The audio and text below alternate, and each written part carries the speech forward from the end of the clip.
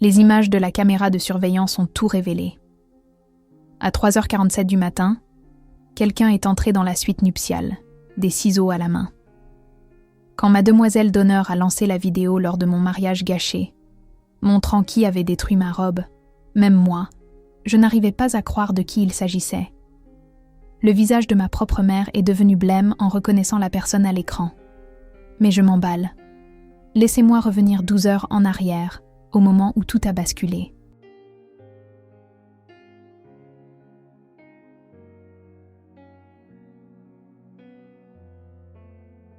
Je m'appelle Bethany et j'ai 29 ans. J'enseigne en CE2 à l'école primaire de Willowbrook, où les doigts collants et les sourires édentés font partie de mon quotidien. Ce matin-là, le 15 mai, devait être le plus beau jour de ma vie. Au lieu de cela, je me tenais dans ma suite nuptiale à 7h45, fixant ce qu'il restait de la robe de mariée choisie par ma grand-mère, avec l'impression que quelqu'un m'avait arraché le cœur à travers la dentelle délicate.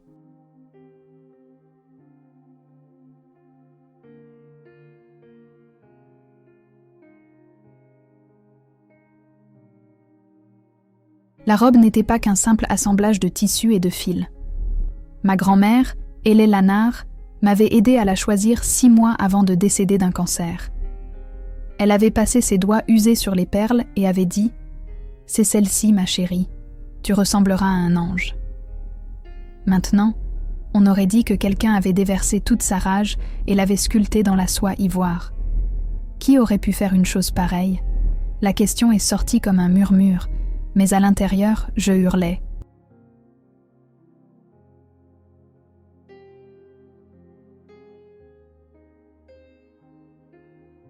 Ma future belle-mère, Constance, se tenait sur le seuil, les lèvres pincées dans cette expression de désapprobation familière que j'avais appris à connaître au cours des 3 dernières années.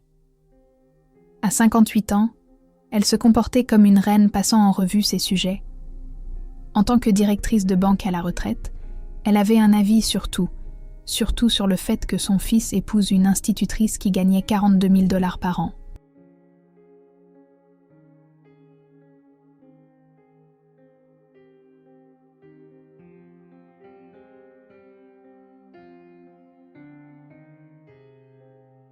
C'est peut-être un signe que tu n'es pas faite pour mon fils, dit-elle, sa voix empreinte de cette condescendance particulière qu'elle avait perfectionnée. Quand des choses comme ça arrivent le jour d'un mariage, nous devrions peut-être écouter ce que l'univers essaie de nous dire. La pièce devint glaciale. Ma demoiselle d'honneur, Darcy, ma cousine et meilleure amie depuis nos 5 ans, s'interposa.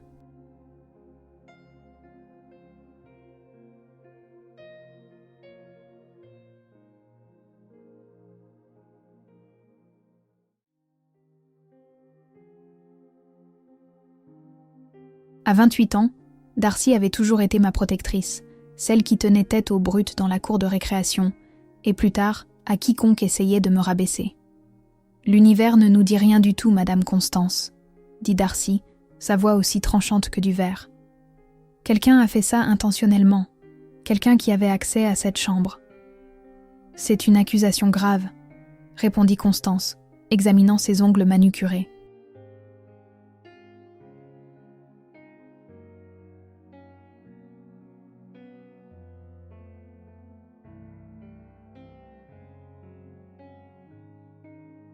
De plus, nous devrions nous concentrer sur la réalité de la situation.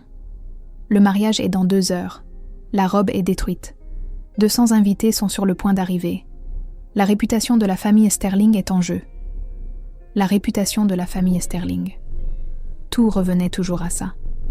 La famille de Roland possédait la moitié de l'immobilier commercial de notre comté.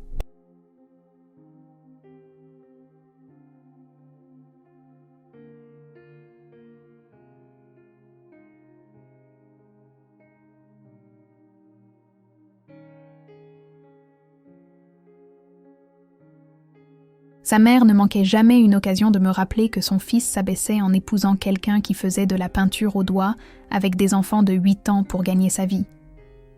Ma mère, Gloria, est alors entrée en trombe, le visage rouge d'avoir monté les escaliers en courant. « Bethany, Le photographe veut savoir quand commencer les photos de préparation. Et je lui ai dit dans 20 minutes. Mais j'ai vu Phoebe pleurer dans la salle de bain et elle ne voulait pas me dire pourquoi.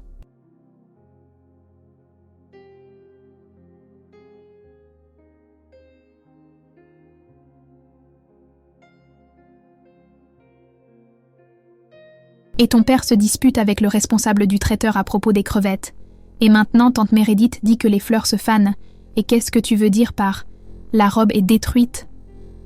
Elle l'a vue alors. Les restes en lambeaux de ce qui aurait dû être ma robe de mariée. 4 000 $ de rêve détruits, suspendus comme une carcasse sur le cintre en satin. « Oh mon Dieu !» souffla maman, sa main s'agrippant au cadre de la porte pour se soutenir.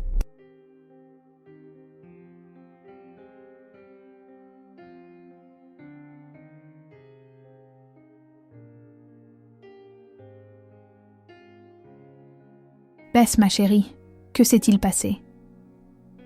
Avant que je puisse répondre, d'autres personnes se sont pressées dans la suite. Mon père, Thomas, toujours en train de se disputer au téléphone avec quelqu'un à propos des amuse-gueules. Ma sœur enceinte, Phoebe, les yeux rouges et gonflés. Mon oncle Bernard et ma tante Joséphine. Le témoin de Roland, l'organisatrice du mariage.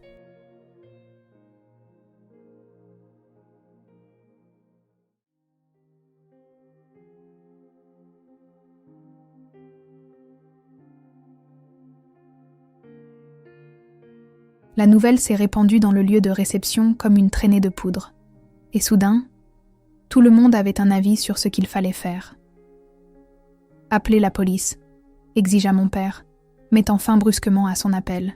« C'est du vandalisme, de la destruction de biens. »« Nous ne pouvons pas avoir la police au mariage », dit Constance, horrifiée. « Pensez au scandale. On pourrait peut-être trouver une autre robe, » suggéra tante Joséphine.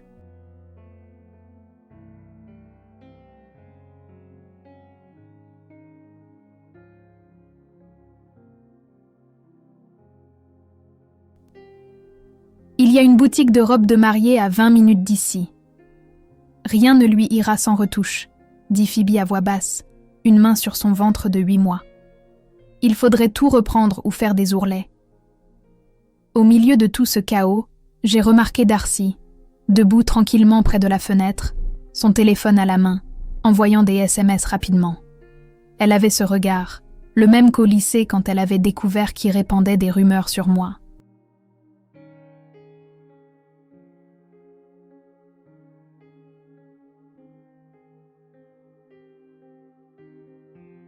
Le regard qui disait que quelqu'un allait payer pour ce qu'il avait fait. « En fait, » annonça Darcy, sa voix perçant le bruit comme une cloche, « j'ai quelque chose que tout le monde doit voir. » La pièce devint silencieuse. Constance rit, mais cela sonnait faux. « Ce n'est pas le moment de regarder des vidéos, ma chère. Nous avons une crise à gérer. »« Oh, je pense que tout le monde voudra voir ça, » dit Darcy en brandissant son téléphone.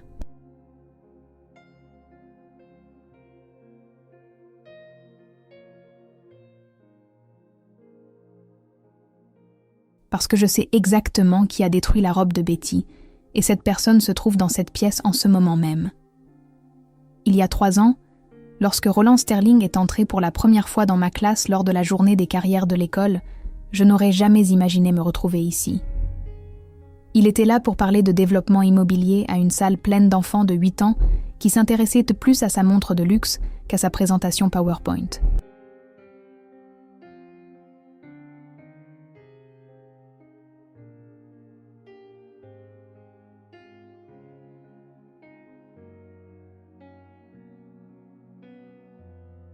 Après l'avoir observé pendant 5 minutes se débattre pour expliquer l'investissement immobilier commercial à des enfants qui croyaient encore à la petite souris, je suis intervenue. « Monsieur Sterling est comme une personne qui construit des ensembles de Lego géants », ai-je dit à mes élèves. Sauf que ces bâtiments sont réels et que des familles y travaillent et y font leurs courses.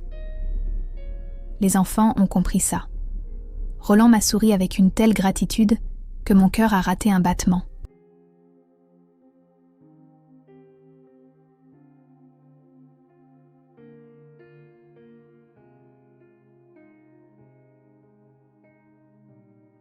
Après le cours, il m'a invité à prendre un café pour me remercier d'avoir sauvé sa présentation.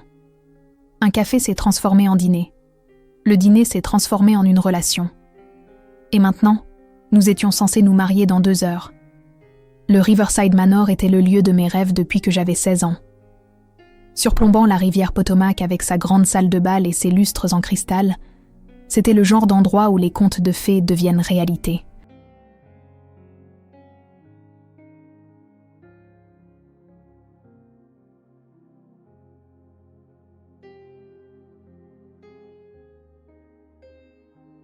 Mes parents, Thomas et Gloria, avaient économisé pendant 2 ans pour m'offrir ce mariage. Papa faisait des heures supplémentaires dans son cabinet comptable, et maman prenait des gardes supplémentaires à l'hôpital où elle travaillait comme infirmière administratrice. 30 000 $. Ce chiffre me donnait encore le vertige. « On ne se marie qu'une fois, ma chérie », avait dit papa quand j'avais protesté contre le coup. « Ta mère et moi voulons t'offrir le mariage que tu mérites. »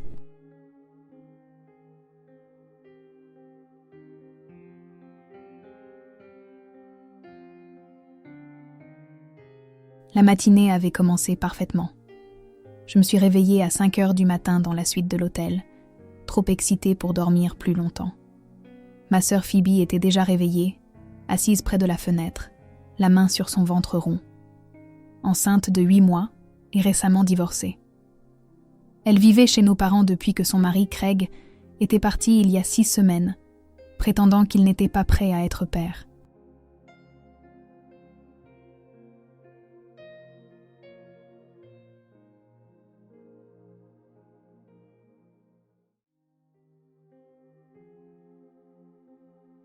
Pas réussi à dormir non plus, lui ai-je demandé en m'asseyant à côté d'elle. Elle m'a offert un faible sourire. Le bébé fait de la gymnastique, et puis, tu sais, c'est le grand jour. Comment tu te sens, toi, vraiment ? Phoebe haussa les épaules. Je vais bien. Aujourd'hui, c'est ton jour, pas le mien. Avec le recul, j'aurais dû prêter plus d'attention à la pointe d'amertume dans sa voix, à la façon dont elle évitait mon regard.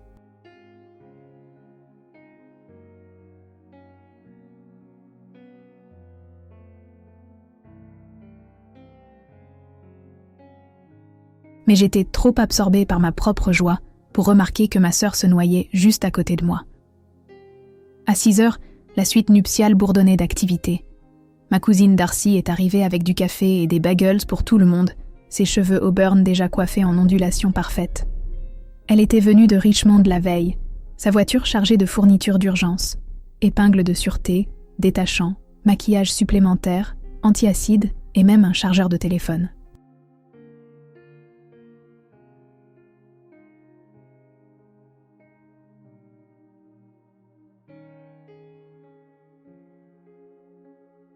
Darcy ne se préparait pas seulement aux catastrophes. Elle les anticipait. « Ta future belle-mère est déjà là », m'a-t-elle prévenue en étalant du fromage à la crème sur un bagel. Je l'ai vue dans le hall en train de terroriser le personnel du traiteur à propos de la sélection de vin. J'ai gémi. Constance Sterling était une épine dans mon pied depuis le premier jour.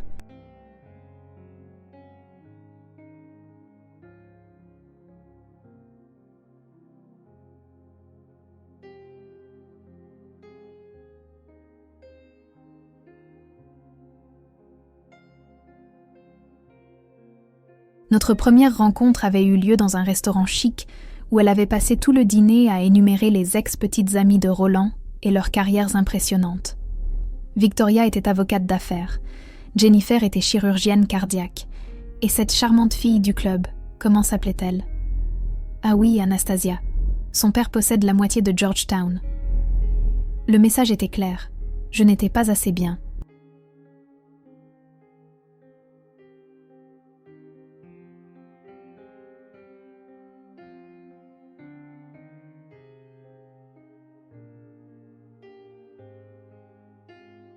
Une enseignante d'école publique issue d'une famille de classe moyenne n'avait pas sa place dans la dynastie Sterling.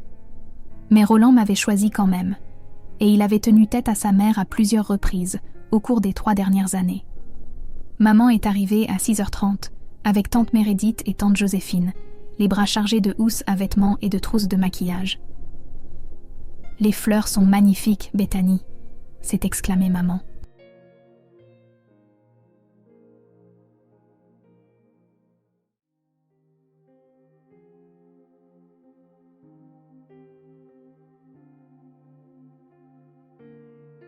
Les pivoines et les roses semblent sortis d'un magazine. Ta grand-mère et les Lanard les auraient adorés. Grand-mère et les Lanard. Même 6 mois après sa mort, la simple mention de son nom me serrait la poitrine. Elle avait été ma plus grande supportrice, celle qui m'avait dit que j'étais destinée à un grand amour. Quand elle m'avait aidée à choisir ma robe de mariée l'automne dernier, elle était déjà malade, mais avait insisté pour faire le déplacement jusqu'à la boutique.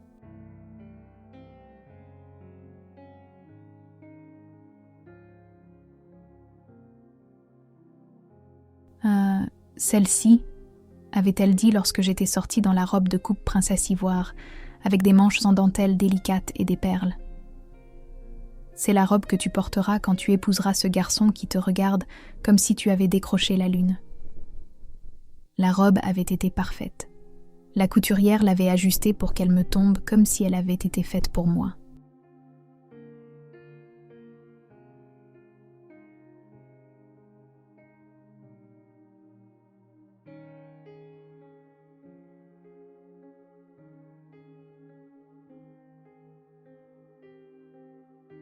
La nuit dernière, je l'avais suspendue soigneusement dans la suite nuptiale, passant mes doigts sur la dentelle une dernière fois avant d'aller me coucher. La robe détruite était suspendue là, comme un cadavre, et je ne pouvais pas m'arrêter de la regarder. Quelqu'un avait utilisé des ciseaux sur le corsage avec une précision méthodique, créant de longues entailles délibérées à travers la dentelle délicate que ma grand-mère avait tant aimée. La traîne était déchiquetée en ruban.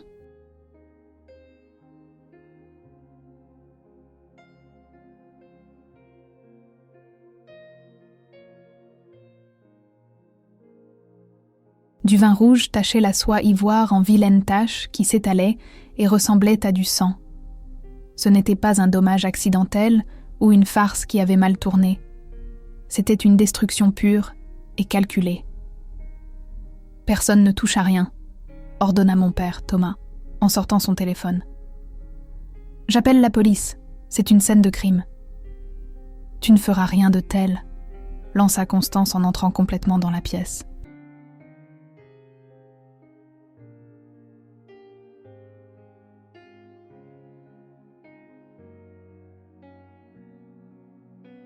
Sa robe bleu marine était impeccable, son collier de perles parfaitement centré.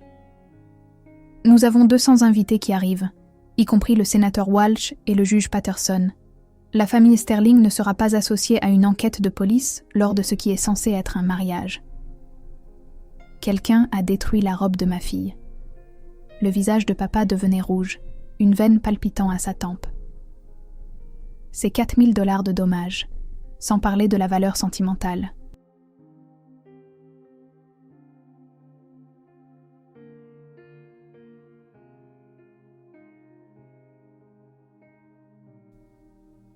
L'argent peut être remplacé, dit froidement Constance.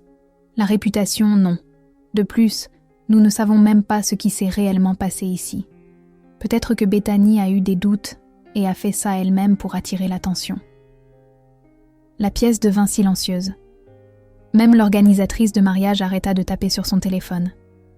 Ma mère, Gloria, s'avança, sa formation d'infirmière s'étendant apparemment au traitement des personnes difficiles.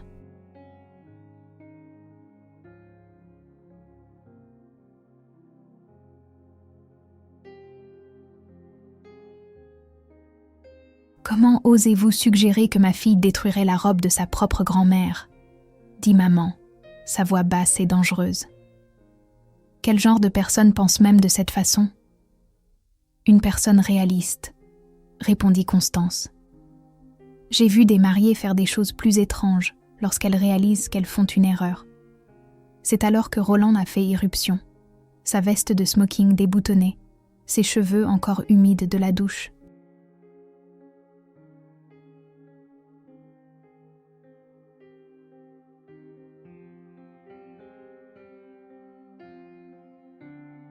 Que se passe-t-il ? Marcus a dit qu'il y avait une urgence avec la robe. Il l'a vue alors, la robe détruite, et son visage est devenu blême. Bon sang, maman, qu'est-ce que tu as fait ? Moi ? La main de Constance vola vers sa poitrine dans un choc théâtral. Je viens d'arriver. Comment oses-tu accuser ta propre mère ? Parce que tu es contre ce mariage depuis le premier jour, rétorqua Roland. Tu as tout fait pour saboter notre relation.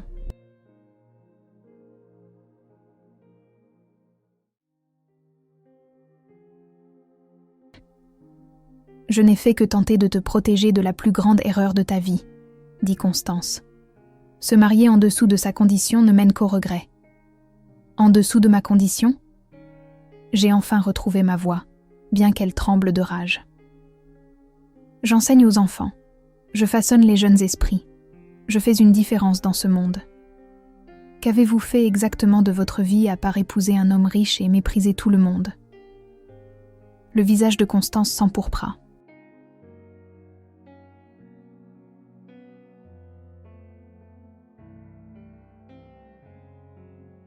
J'ai dirigé la plus grande succursale bancaire du comté pendant 15 ans. Et j'enseigne aux enfants des personnes à qui vous avez refusé des prêts, dis-je. Pendant ce temps, ma sœur Phoebe s'était affalée sur une chaise, le visage pâle, les 2 mains pressées contre son ventre de femme enceinte. « Je crois que je vais être malade, » marmonna-t-elle. « Ce n'est rien, ma chérie, » dit tante Joséphine en lui frottant le dos. « Le stress n'est pas bon pour le bébé. »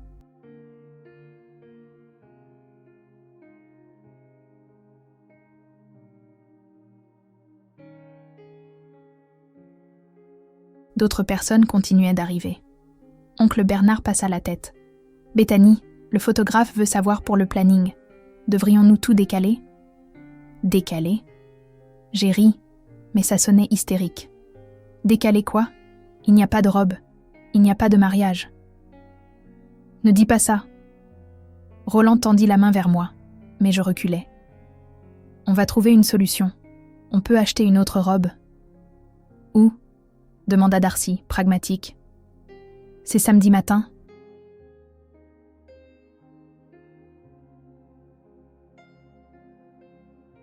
Le temps d'aller dans une boutique de robes de mariée, de trouver quelque chose qui aille, et de s'occuper des retouches, ce sera le soir. Qu'est-ce qu'on dit aux 200 invités ? Désolé, attendez 8 heures pendant qu'on fait les boutiques. L'organisatrice de mariage, une femme nommée Harriet, qui avait probablement tout vu en 20 ans de carrière, s'éclaircit la gorge. Nous pourrions reporter à demain. Le lieu est disponible, mais il faudrait payer des frais supplémentaires.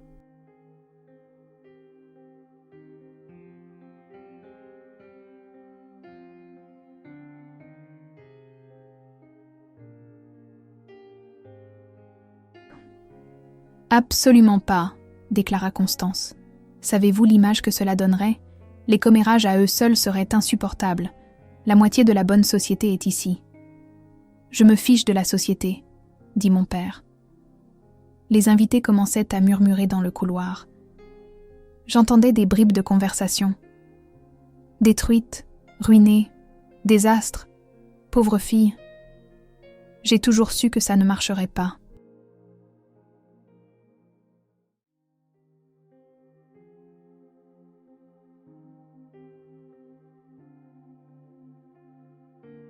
C'est peut-être un mal pour un bien, dit Constance, sa voix empreinte de cette fausse sympathie qui me donnait la chair de poule. Quand l'univers envoie un signe aussi clair, il faut l'écouter. Roland, mon chéri, personne ne te reprocherait de partir. Tais-toi, mère, dit Roland d'un ton sec. C'est à ce moment-là que Darcy se leva, son téléphone toujours à la main, son expression sinistrement satisfaite.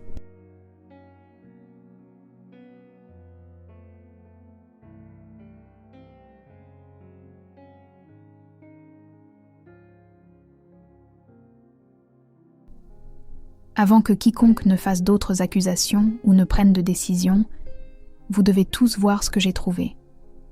Les images de la caméra de surveillance du lieu racontent une histoire très intéressante sur qui était dans cette pièce à 3h47 ce matin.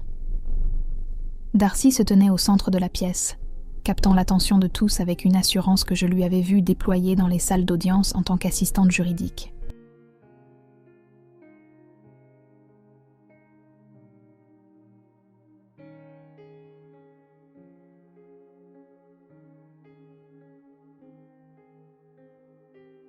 Elle tenait son téléphone comme une arme. Et à cet instant, je crois que c'en était une. La nuit dernière, je n'arrivais pas à dormir. Commença-t-elle, sa voix stable et claire. Appelez ça de l'intuition ou de la paranoïa, mais quelque chose clochait. Je suis descendue vers 3h du matin pour tout vérifier une dernière fois. Le gardien de nuit, Walter, faisait sa ronde. Un homme âgé sympathique, ancien policier, qui adore parler de ses petits-enfants.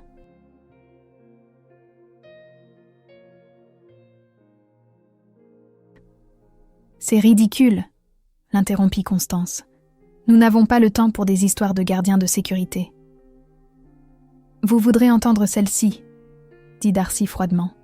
« Quand j'ai vu la robe ce matin, détruite au-delà de toute réparation, je suis immédiatement allée trouver Walter. Il s'avère que ce lieu a modernisé son système de sécurité l'année dernière après un vol. Il y a des caméras dans chaque couloir avec des enregistrements stockés numériquement pendant 30 jours.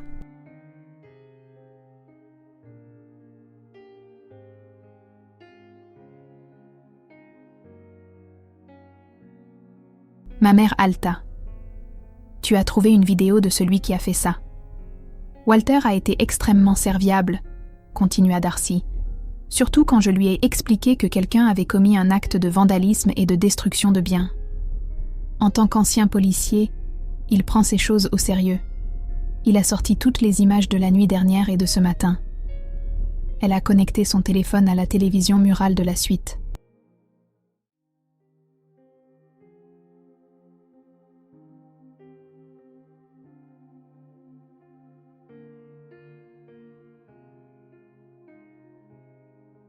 L'organisatrice, Harriet, l'a aidée avec les câbles, clairement aussi investie dans cette révélation que tout le monde.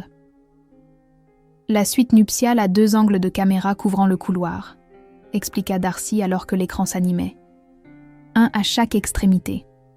Pas de caméra à l'intérieur des chambres, bien sûr, pour des raisons de confidentialité, mais quiconque entre ou sort serait filmé. L'image était en noir et blanc, horodatée en bas.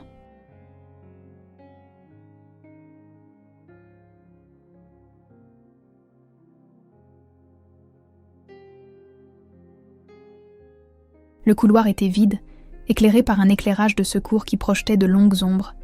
« Il est 3h47 du matin, » dit Darcy. « Regardez le côté gauche de l'écran. » Une silhouette est apparue, marchant d'un pas décidé malgré l'heure matinale. Elle portait un sweat à capuche sombre relevé sur la tête, dissimulant son visage. Mais quelque chose dans sa démarche semblait familier. La personne s'est arrêtée à la porte de la suite nuptiale et a sorti une clé. « Attendez, » dit Roland.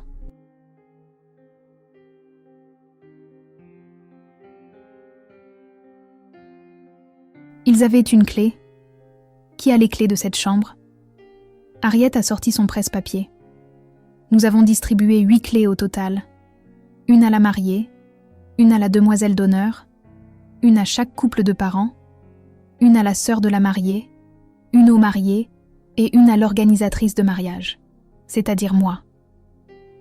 Donc, c'était quelqu'un du cortège, dit mon père d'un air sombre. Quelqu'un en qui nous avions confiance. La silhouette à l'écran est entrée dans la chambre.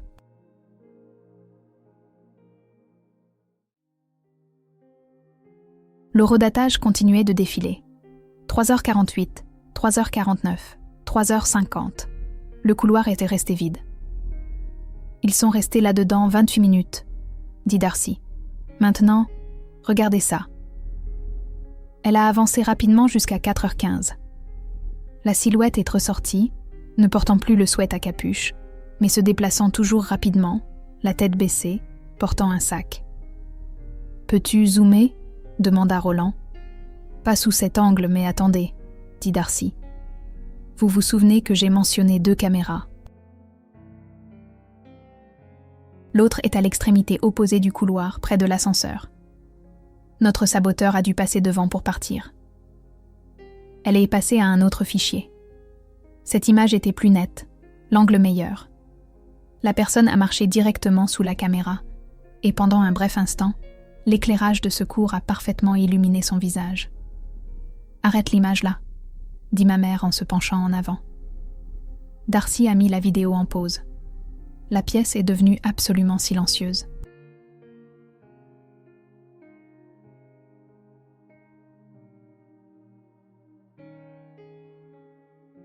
Tout le monde fixait l'écran, essayant de comprendre ce qu'il voyait.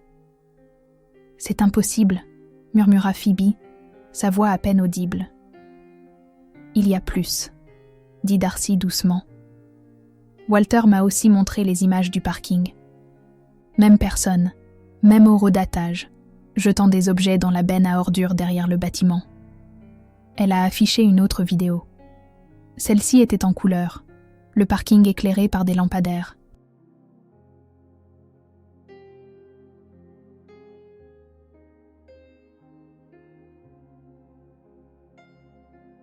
La silhouette s'est approchée de la benne, a ouvert son sac et y a jeté ce qui était clairement visible, des ciseaux et une bouteille de vin. Walter a vérifié la benne il y a 1 heure, dit Darcy. Les ciseaux y sont toujours, ainsi qu'une bouteille de merlot vide provenant du stock du bar. Les 2 articles auront des empreintes digitales. Roland semblait abasourdi. Mais pourquoi ? Ça n'a aucun sens. Constance, pour une fois dans sa vie, semblait véritablement sans voix.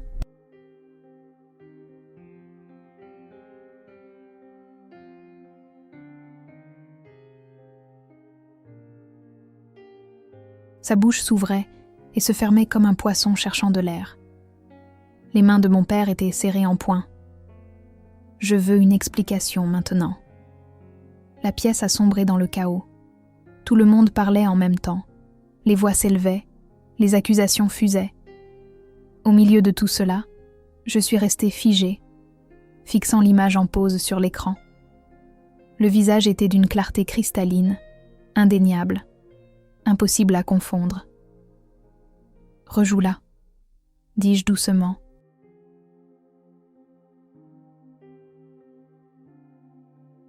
Et d'une manière ou d'une autre, tout le monde m'a entendu et s'est tu.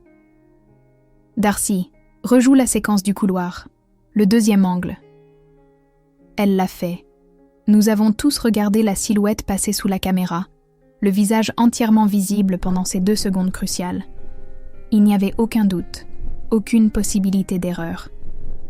La preuve était irréfutable. Le visage à l'écran appartenait à ma sœur Phoebe.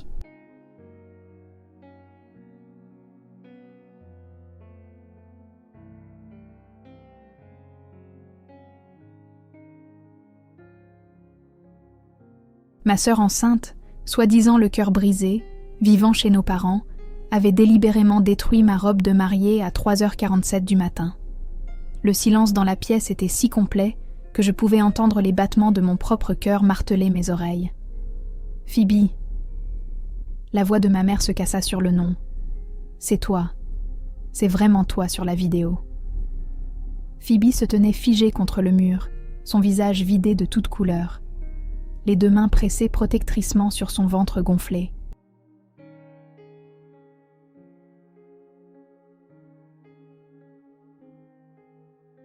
Sa bouche s'ouvrit, mais aucun mot n'en sortit. Le sac de créateur qu'elle portait, le même visible sur les images de sécurité, gisait à ses pieds comme une pièce à conviction sur une scène de crime. « Dis quelque chose », exigea mon père, sa voix tremblant d'un mélange de rage et d'incrédulité. « Explique-nous pourquoi tu ferais ça à ta propre sœur. »« Je ne voulais pas que ça aille aussi loin », murmura finalement Phoebe, des larmes coulant sur son visage.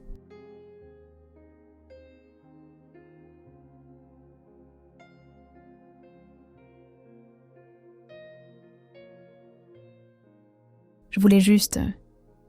J'avais besoin que tout le monde voie que la vie n'est pas parfaite pour tout le monde. Que certains d'entre nous luttent, pendant que d'autres ont des mariages de contes de fées. Alors tu as détruit ma robe. Je ne pouvais pas comprendre ce que j'entendais. La robe que grand-mère Hélène Lanard m'a aidé à choisir. La dernière chose que nous avons faite ensemble avant qu'elle ne meure.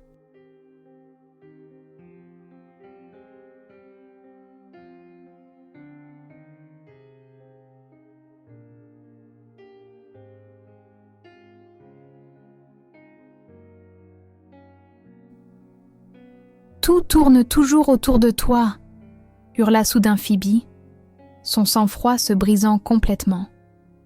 Parfaite Bethany avec son travail parfait, son fiancé parfait et son mariage parfait à 30 000 $.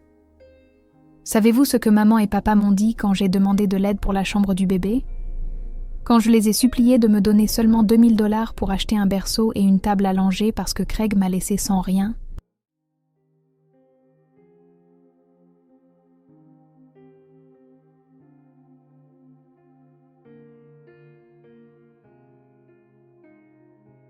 Elle se tourna vers nos parents, son visage tordu de douleur et de colère. Vous avez dit que vous ne pouviez pas vous le permettre parce que vous aviez tout dépensé pour le mariage de Betty.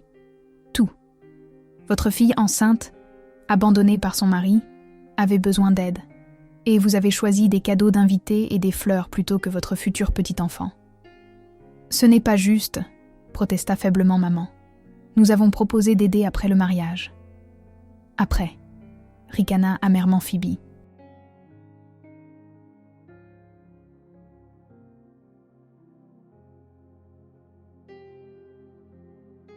Après que tout le monde ait célébré l'histoire d'amour parfaite de Betty. Alors peut-être que vous auriez eu du temps pour votre ratée de fille. Celle qui n'a pas su garder son mari, qui va être mère célibataire à 31 ans, qui a dû retourner vivre à la maison comme une adolescente.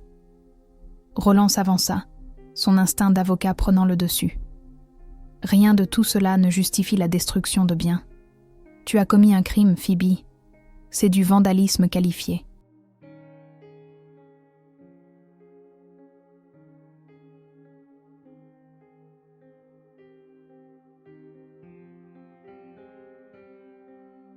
« Oh, s'il te plaît !» cracha Phoebe. « Ta mère essaie de saboter ce mariage depuis le premier jour, et personne n'a appelé la police pour elle. Je vous demande pardon. » Constance retrouva enfin sa voix. « J'ai peut-être exprimé des inquiétudes, mais je ne m'abaisserai jamais à la destruction de biens. C'est indigne d'une Sterling. »« Tout est indigne d'une Sterling, sauf les autres Sterling, » rétorqua Phoebe.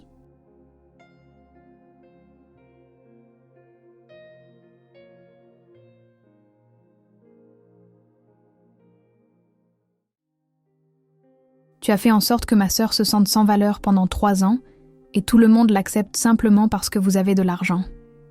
Darcy s'avança avec son téléphone. Dois-je appeler la police? Les preuves sont claires. Nous avons la vidéo, des preuves matérielles dans la benne, et probablement des empreintes sur les ciseaux. Non, dis-je sèchement. Tout le monde se tourna pour me regarder. Nous n'allons pas appeler la police pour ma sœur.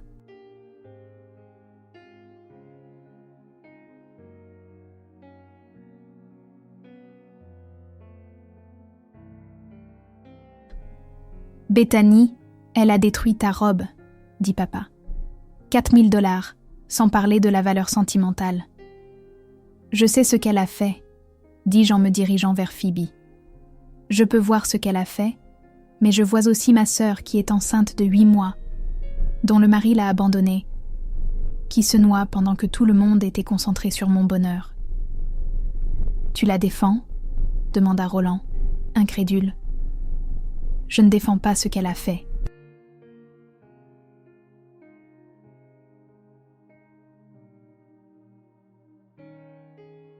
C'était cruel et mal, et ça me brise le cœur qu'elle ait pu me faire ça.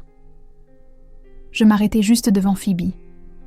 Mais c'est toujours ma sœur, et elle souffre. Et quelque part dans sa logique tordue, elle a pensé que cela l'aiderait à se sentir mieux. Ça n'a pas aidé, sanglota Phoebe. Ça a tout empiré. Quand j'ai vu ton visage ce matin, quand j'ai vu le visage de maman, j'ai voulu mourir. J'ai failli tout avouer à ce moment-là, mais j'étais trop lâche. Oncle Bernard s'éclaircit la gorge.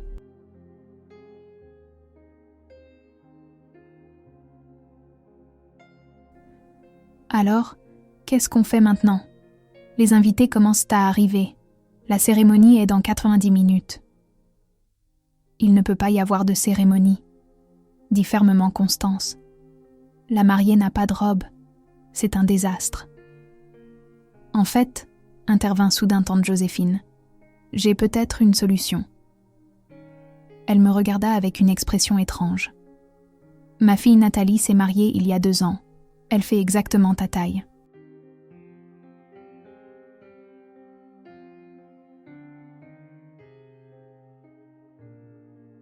Sa robe est dans ma voiture parce que je devais l'emmener la faire préserver cet après-midi. Elle est à toi si tu la veux. Vous avez une robe de mariée dans votre voiture comme par hasard ? Demanda Constance, sceptique. Je devais littéralement me rendre chez le spécialiste de la préservation après le mariage, expliqua Joséphine. Elle est dans mon coffre depuis 2 semaines parce que j'oubliais sans cesse de l'emmener. Parfois, la procrastination a du bon.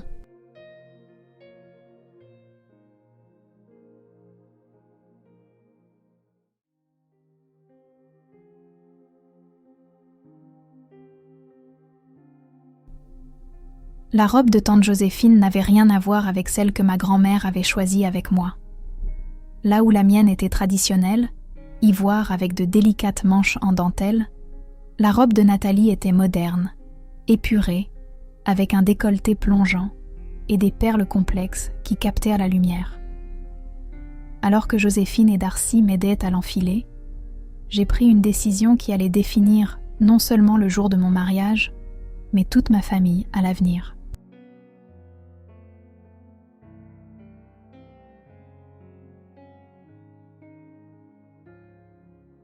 Phoebe reste dans le cortège, ai-je annoncé, en retournant dans la suite principale où tout le monde attendait. Elle est toujours ma demoiselle d'honneur. La pièce a explosé. Ma mère s'est levée si vite qu'elle a renversé un verre d'eau. « Bethany, tu ne peux pas être sérieuse après ce qu'elle a fait. »« Elle a détruit la robe de grand-mère, » a ajouté papa, son visage toujours rouge de colère. « La robe qu'Elle Lanard a choisie avec toi. »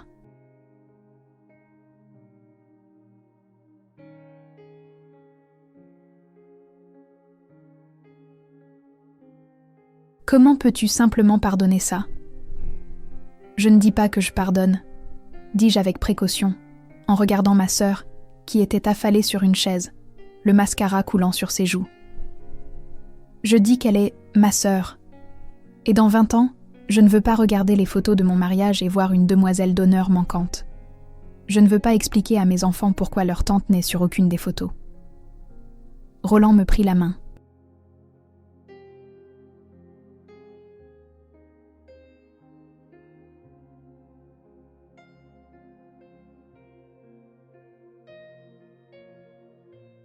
Tu es sûre de ça ? Tu ne lui dois rien après ce qu'elle a fait. Ce n'est pas une question de devoir, dis-je.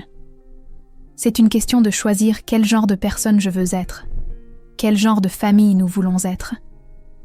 Grand-mère Hélène Lanard disait que la famille, ce n'est pas être parfait, c'est être là les uns pour les autres même quand on échoue.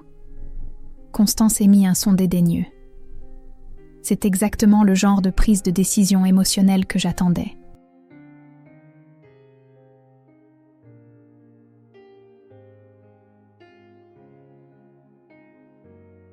Aucun sens des conséquences ou des normes. Je me suis tournée pour faire face directement à ma future belle-mère. Vous savez quoi, Constance ? Vous avez raison. Je prends des décisions émotionnelles. J'ai choisi d'aimer votre fils, même quand vous avez clairement fait savoir que je n'étais pas assez bien. J'ai choisi de continuer à organiser ce mariage, même quand vous avez invité son ex-petite amie Victoria à votre fête de Noël, juste pour me mettre mal à l'aise.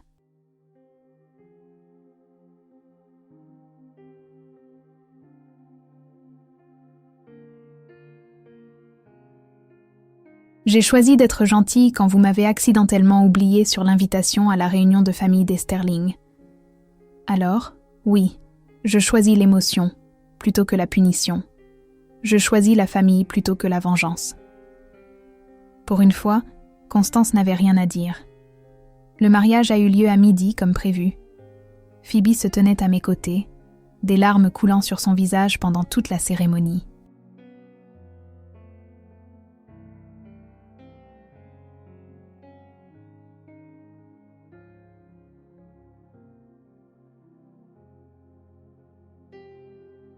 Au moment des discours des demoiselles d'honneur à la réception, elle pouvait à peine parler à travers ses sanglots.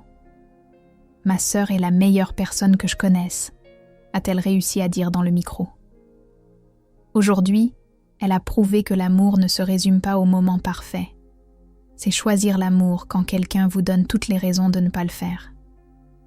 Bethany, je ne mérite pas ton pardon, mais je passerai le reste de ma vie à essayer de le mériter.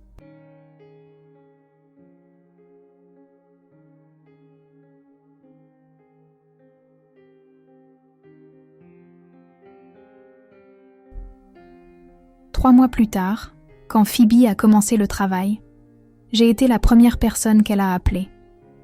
Je lui ai tenu la main pendant 14 heures de contraction. Et quand sa fille est enfin arrivée, rose, criarde et parfaite, Phoebe m'a regardée avec des yeux épuisés. « Je veux l'appeler Bethany Grace », a-t-elle dit, d'après la sœur qui m'a montré ce qu'est réellement la grâce. « Tu n'es pas obligée de faire ça », dis-je en berçant ma petite nièce.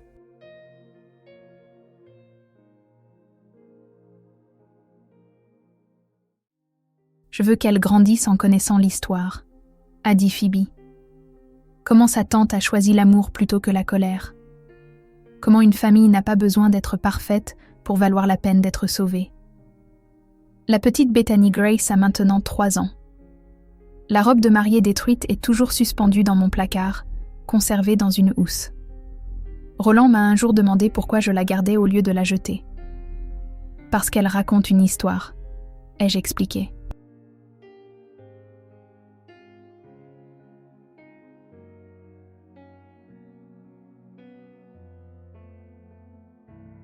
Pas l'histoire que j'avais prévue, mais peut-être celle dont j'avais besoin.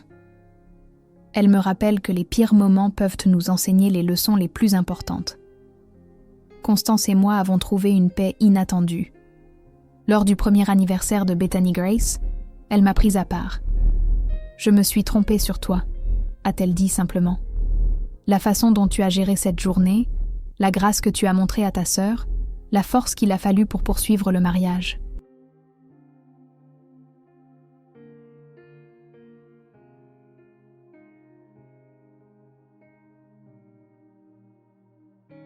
Roland ne s'est pas marié en dessous de sa condition. Au contraire, il s'est élevé. Les images de sécurité de ce matin-là existent toujours quelque part sur les serveurs du lieu. Darcy en a gardé une copie sur son téléphone pendant des mois, au cas où nous en aurions besoin. Nous n'en avons jamais eu besoin. Parfois, la meilleure preuve est celle que l'on choisit de ne pas utiliser. Le jour de mon mariage m'a appris que la famille n'est pas une question de perfection.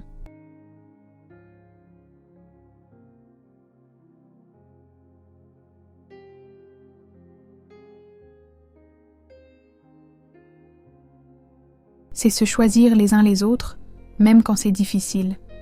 Surtout quand c'est difficile. C'est la vraie promesse qui vaut la peine d'être faite. Le vœu qui compte vraiment quand tout s'effondre. Si cette histoire a touché votre cœur, ou vous a rappelé la beauté compliquée des relations familiales, veuillez prendre un moment pour aimer cette vidéo et la partager avec quelqu'un qui a besoin de l'entendre.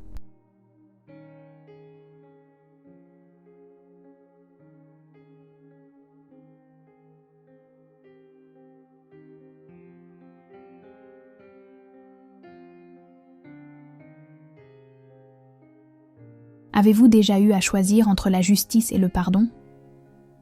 Racontez-moi votre histoire dans les commentaires ci-dessous.